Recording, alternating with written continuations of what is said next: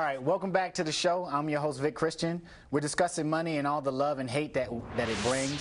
Let me reintroduce our guests. Right here we got Kyle Martin, Keena Hodges, Professor Williams, and Miss Asia Mills. Now, back to when we left from the break, you said something about why people go to college, and I think that's the wrong reason. The professor agreed with me that you should go there for education. I didn't say it was the right reason. I just said that that's why people go to college.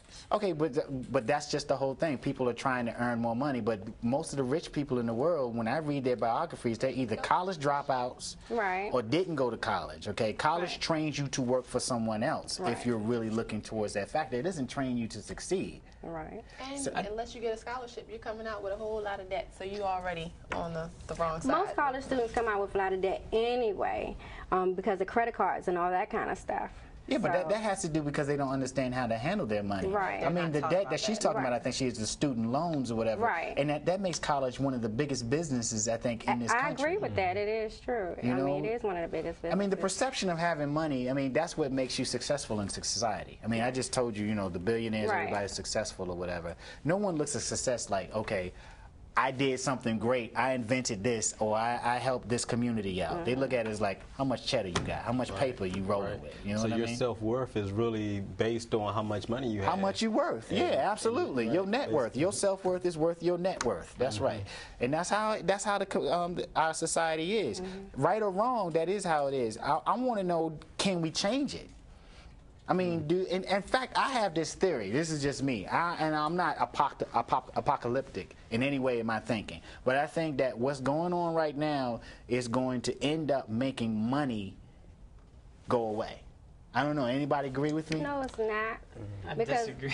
Because what happened? Really? Yeah, what's going on now is not the debt that we had right now. I mean, we got into this. We got in this because why? We had to bail out people who use money to make money, who print money to make money, okay? And they were broke because they went around giving money to people who couldn't afford it, or it was a system of selling, you know, all of these false mortgages and all this other stuff. They call them derivatives. So I'm trying to say, I mean, if they can't control their own wealth, what chance do I have? You know what I'm saying? I'm saying if they can't control, we're talking about the major banks, not even just this country, in the world. We're going broke. Bahrain, the Arabs are going broke. They're like, oh my God, I cannot believe you spent this much money. You know, this. But it's funny when we say broke, because their broke is different than our broke. So Well, what is broke? Okay, the American dollar is only worth something in like Mexico. If you go to Europe, no, that's not true. Like I lived in Europe. Hold on one second. So if you have the American dollar and you put it up against the euro isn't worth anything. They just collapsed because of the fact they had $1 trillion bailout. The euro isn't even worth what the American dollar is. The Chinese are selling them, trying to get out of them. Right, but this is what I'm saying though. The way that's my point. I'm sorry. That's okay. This is your show. So, but what I'm saying is that people, when we look at, when you compare Americans to Europeans or to Asians or to people from the Middle East, just in general, we're starting to lose our power in a lot of different ways. So when it comes to money here, what we value is what, you know, society tells us we should value. You live somewhere else, the stuff that we think is important as far as money, it's like frivolous. Right, because they can afford it. But here's something my uncle taught me when I was younger or whatever. And our society may go through its fluctuations. I don't know if anybody's here old enough to remember. Asia, you might be. I know you are, Professor. It's not too old. It's not too old. I don't think so. There was a time where we were told back in the 80s that the Japanese were going to take us over. Do you remember that? That the Japanese had the economy that was going to crush dudes. I didn't say you were old, brother. I didn't say you had a beard. I just said there was a time there was a Japanese, and now the Japanese for the last 20 years can't even get out of their own way. It seems that our society and our country especially is the one that's built to go through cycles, but is the one that's built to survive. Because like I said before, you say that the euro and all these people don't value the American dollar anyway. That may be on the outside towards what other people think, but these countries and these governments, that's all they buy. Well, you look at the United States, and again, I don't mean to keep going back to capitalism, but when you live in a capitalist society, every idea, every thought, every behavior is a money-making commodity. We've hit a lifestyle that we've become accustomed to. Milk is $4. Why is it money? What are you accustomed to, Kyle?